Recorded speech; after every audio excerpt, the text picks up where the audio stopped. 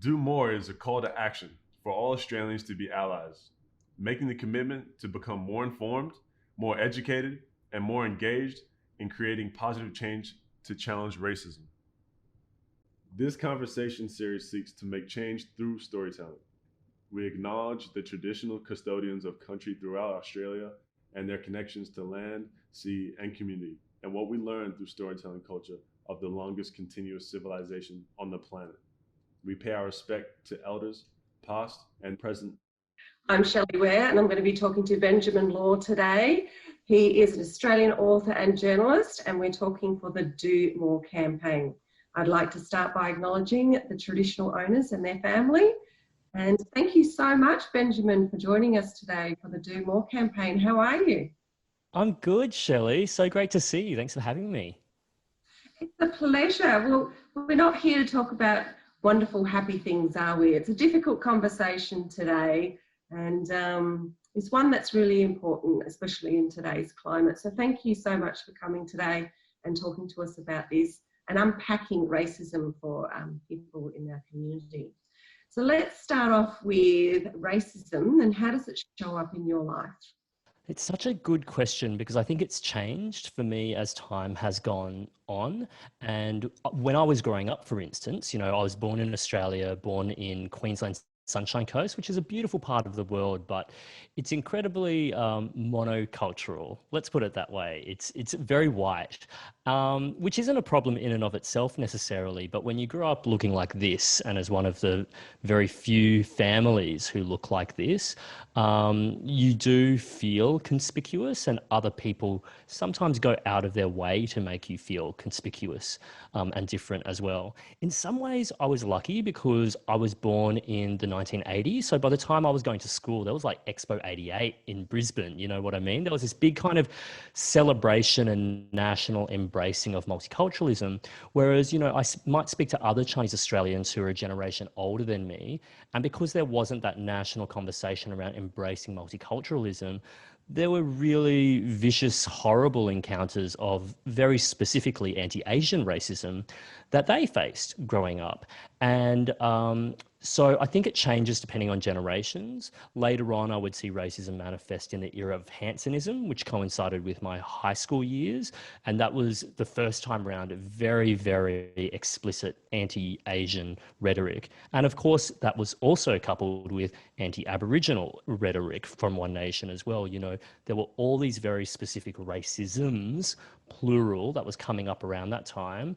And I think, all of us who are especially not white, we probably have moments in our lives where we were not just aware of it, but we felt politicized by it. And that was probably my politicization. But also, I mean, when you ask me that question, Shelley, about how racism has manifested in my life, I think of two other things as well. One, I think racism is not a single thing. I like to think of racism as plural. There's individual and intimate racism, the person on the public transport who says something really vile at you. There's structural racism as well. When you look at boards and leadership teams that are predominantly white, I don't think any of those people would necessarily act as racists or perpetrate racist things individually, but structurally they are a part of a structure that excludes people. So I think of that. And then the other thing, Shelley, the uncomfortable thing I think of is the ways in which I've grown up in this country and on this continent and been marinated by racism. I think of the anti-black jokes that we all grew up with as kids and how that was such a weirdly and chillingly accepted part of so many Australian childhoods. I think of, the things that I've heard extended family members say about people from other backgrounds. I don't think any of us in some ways are necessarily immune to racist. And I think that's a really good point to bring up because sometimes when we have these conversations, people will say, oh, but I am not a racist. I think we need to reframe that and think about the fact that all of us have grown up in racism, all of us are capable of racism, all of us have inherent prejudices, and we need to be aware of them so we can tackle them. I couldn't agree with you more. I think for me, it's even, like you said, nobody is immune to it. And it's about constantly checking those stereotypes that are ingrained within our minds. And we can get told something over and over again. And then before you know it, you don't even realize that you believe it and you're saying it. And that's what we have to be really careful of, don't we? Yeah, and I think you raise a really good point. All of the messaging that comes to us, if we don't encounter people who are different to us on a regular basis, and the only encounter we have is through the media commentary about different people, those are the messages that we internalize. Like, I don't think it's any coincidence that some of the most virulent, say, anti-Muslim commentary that comes out of there tends to be most popular and gain more traction in communities where there are very few Muslim Australians. You know what I mean? And the fact that, you know, we live on a continent where we went from, you know, 100% First Nations population to where it is now, which is just over 3%. I think that also means for non-Indigenous people like myself, you know, I don't think I grew up with any Aboriginal and Torres Strait Islander friends for all of childhood. It wasn't until adulthood that I did. But prior to that, it's only the messaging that I get from other people, from the media, about what I should think about First Nations people. And that's a huge problem. It's a massive problem being an Aboriginal woman who has to deal with people's perceptions of Aboriginal people. And the media plays a huge role in that. And I don't think the media's quite even got that right. Still in our messaging and our headlines, there's still a lot of damage that is done by the media today. How do you think we could change the way that the media talks about different people of different cultures? Yeah, it's, oh my gosh, I feel like there's almost a PhD in this. And in fact, I did do a PhD years and years ago, and it was about these kinds of conversations. I was more talking about very specifically Asian Australian representation in media and on screen. But I think part of that question is answered by participation. You know, like when we turn on our screens, I think we are so predominantly and overwhelmingly white when it comes to media representation for a country that is one of the most incredibly rich, diverse, multicultural countries in the world. Like, I think even before colonization, when you look at the map of First Nations, we've always been a multicultural nation, you know, when you think of how many First Nations there are in this country. And then with waves of migration as well, you know, we speak over 200 languages. 1 in 5 of us speak languages other than English at home. 1 in 4 of us are migrants. 1 in 2 of us have at least one parent born overseas, and roughly 1 in 30 of us, you know, come from the oldest continuing civilization this planet has ever seen. And that is such an amazing story to tell, but it is not represented when we turn on our TVs. And a case in point, when you've got something like the Black Lives Matter movement and protests that are happening in America, but also in Australia, and the coverage is a white host throwing to a white reporter, throwing back to an all-white panel, talking about issues to do with race and blackness and discrimination, I think that not only is just a disservice to minorities like you and me, and especially to Black people, I also think it's a huge disservice to any audience member, including white audience members, that they aren't getting a comprehensive and sophisticated, nuanced picture about what these conversations are about. Couldn't agree with you more. We need to widen our view of the world, and that comes with diversity in the media. In the COVID era that we are now living in, the Asian community have really taken a hit with racism. How has that affected you personally and your community? So I've been quite lucky in some ways. You know, I'm privileged enough to have a big media platform myself, both on social media and traditional media. Yes, you know, I think both of us would understand, be on social media enough, and especially if you're from a minority background, and especially if you're a woman, because I think commentary and abuse is quite gendered, you're just going to cop things. So yeah, I've received the odd comments here or there, like, well, if it wasn't for you people eating bats, and of course, you know, my joke is, how dare you? It was probably a pangolin. You know, you kind of like, some things just have to, it has to be water off a duck's back when people are being so silly and stupidly racist. But there is a really serious side as well. So as much as I mightn't have those day-to-day face-to-face counters, because I'm living in the middle of Sydney, which is 1, quite multicultural, and 2, quite Asian Australian, I do know that, for instance, the uptick of racial abuse directed towards Asian Australians has really peaked this year. And that's because of coronavirus, that's because of racialized attacks and commentary about the Chinese or Asian people bringing coronavirus into this country. People have been spat at in the streets.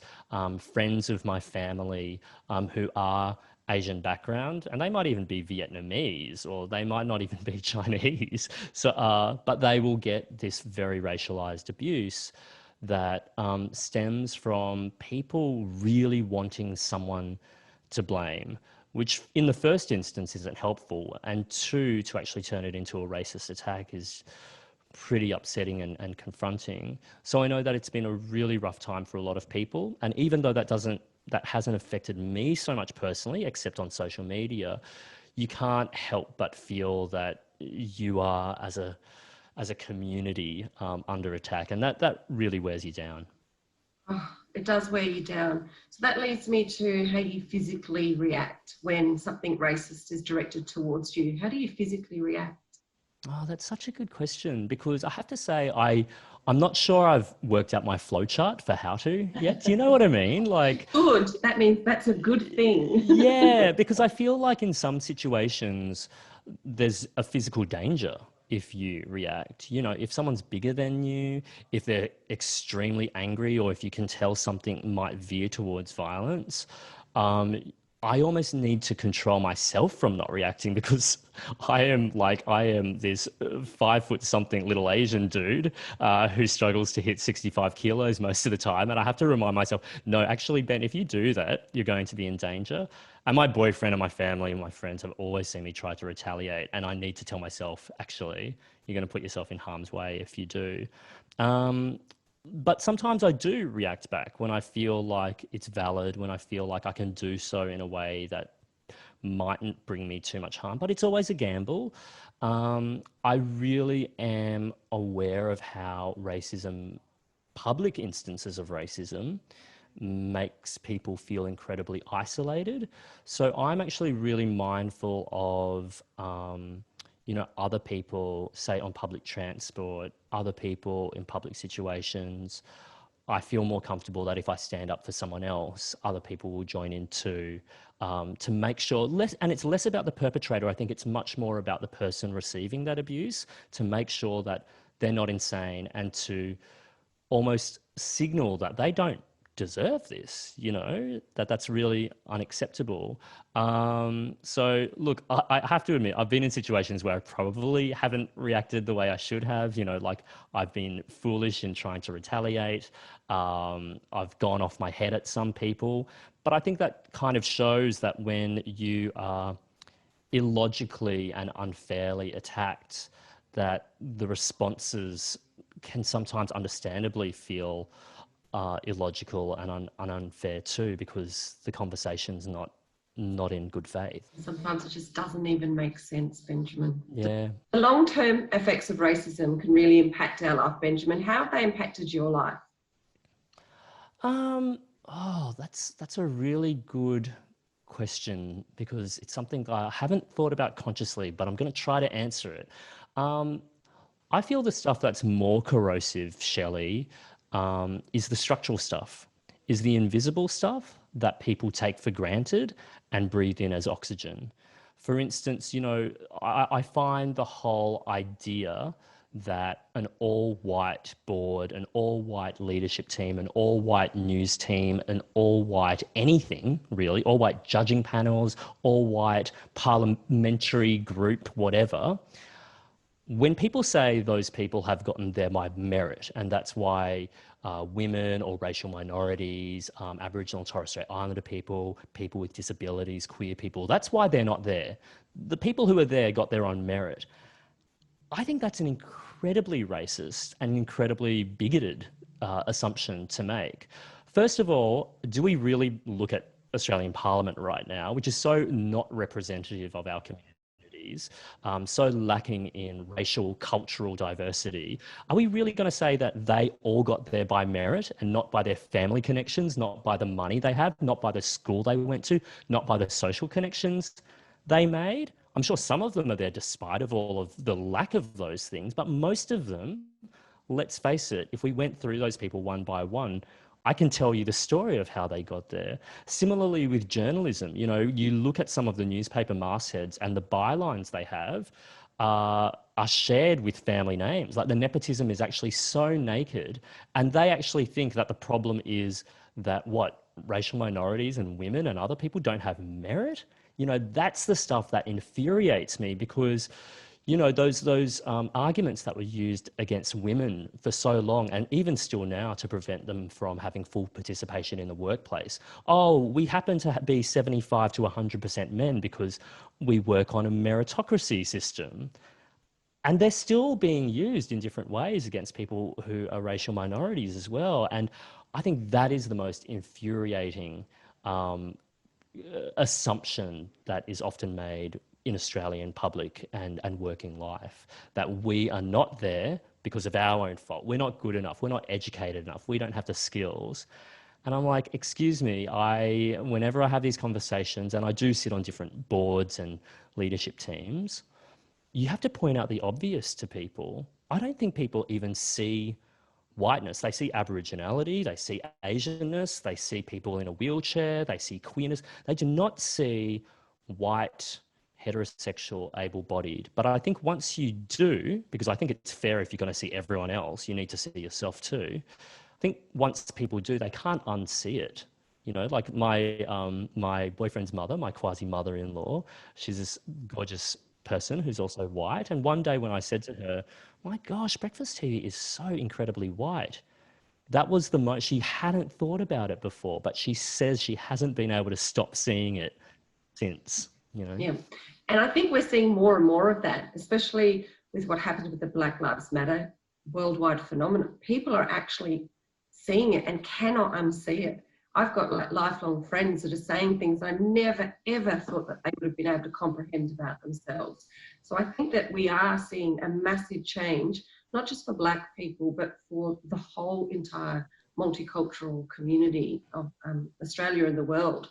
And what do you think about the statement when people say, oh, we've still got such a long way to go? I think those two things that you just said can be simultaneously true. You know, like we are in a moment of monumental change. The fact that people in your circle are saying things that you've never heard them say, or maybe not even expected them to say, is a huge thing, right? Like I think, for instance, you know, talking about whiteness in media, talking about Black deaths in custody, these are conversations that have been going on for a very long time.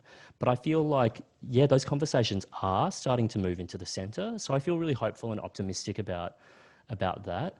And also simultaneously, not a but an and simultaneously, I feel we do have a long way to go. Do you know what I mean? Like both things can be true at once. When I turn on the TV, when I turn on the radio, when I see who are in the halls of power, both in Parliament and the judiciary, you know, that those power structures still exclude a lot of different people. And those power structures won't necessarily change for quite some time. The agitation is there to change. And I would also say in some circles, the willpower is also there to change.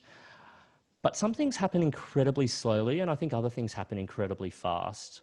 You know, for instance, at SBS, they were called out for being an incredible, you know, they are the nation's multicultural broadcaster. They also have NITV. And their workplace participation when it comes to diversity is through the roof. And yet, at the start of this year, their leadership team was nearly exclusively white. After they were called out for that, it took them mere weeks to make huge changes. You know, so change can happen fast. And I think there will be some institutions that will be slow because their culture and their willpower is slow. And I think other institutions need to ask themselves, you know, once you commit to saying, oh, we want diversity, we want change, the next question is, what are you going to do about it? And that's when people really freak out, because people are like, oh, I don't feel right about quotas. Oh, I don't feel right about targets. Oh, I don't feel right about scholarships. And it's like, well, if you wanted to change, yeah, if you wanted to change, what are you going to do? Yeah, absolutely. And that leads to what can people do? What is something small that people can do within their daily lives? Oh, you know what? My answer will change day to day because I think there are so many things you can do, Shelley. But I think the one thing is to take the time to educate yourself.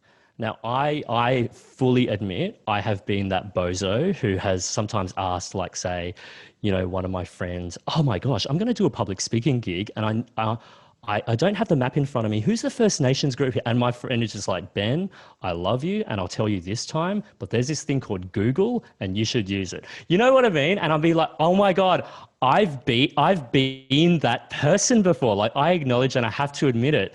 And from that moment on, I always am so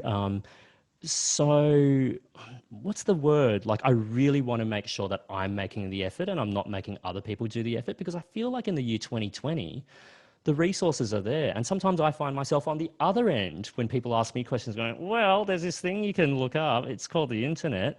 So I would say we all need to educate ourselves. There's been no better time to read about race and history.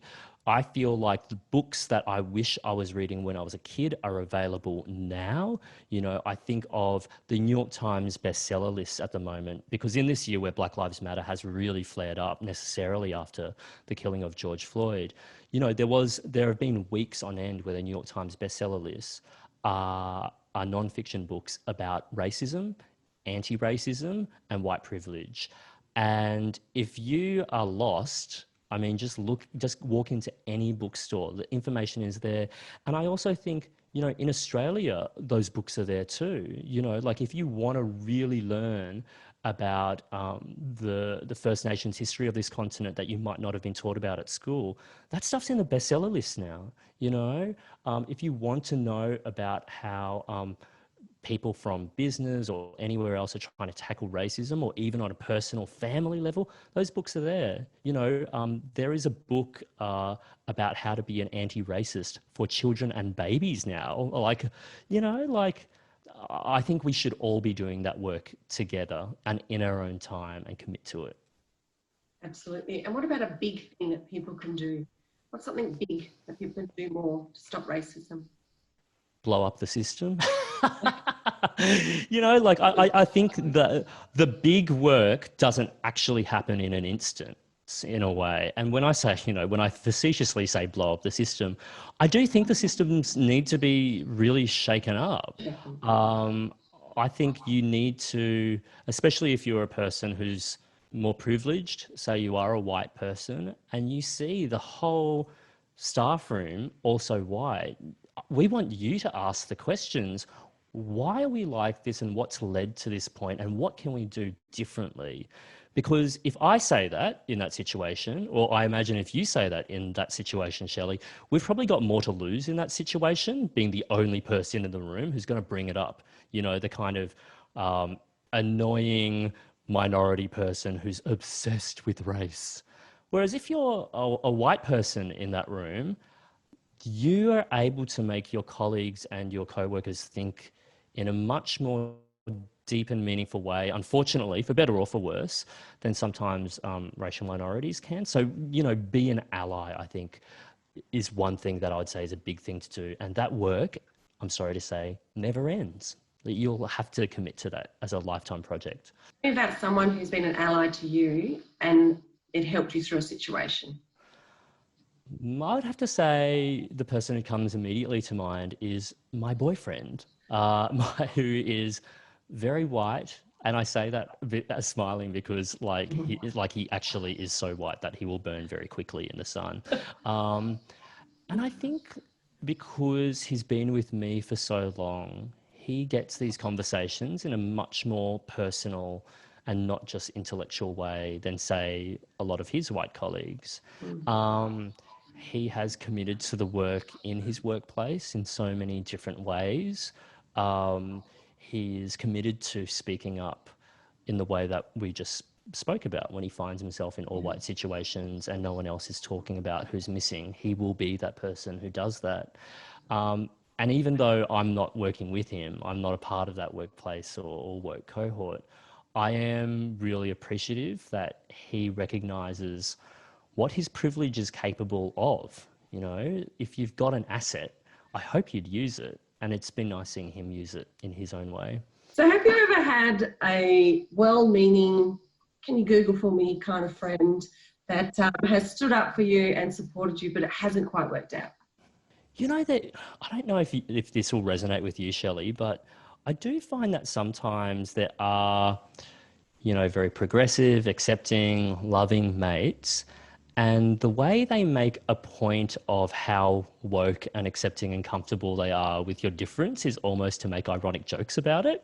You know, like they'll almost make the Chinese joke in front of you as if to say, oh, I'm making a joke because like I'm so above that. Whereas really it comes kind of full circle and it actually becomes a racist joke. You know what I mean? It makes you I know feel exactly really what you mean. Yeah. conspicuous. So it's like, Yeah. obviously we're friends and you do see me as a human being, but there is a part of you that needs to signal how cool you are with it. And so I've walked into barbecues or parties and it's like, oh, well, as the token Asian in the party, ha ha ha.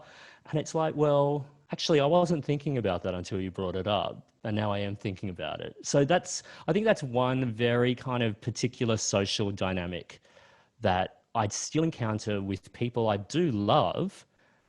And yet it does remind me that there's still something between us that hasn't been quite resolved.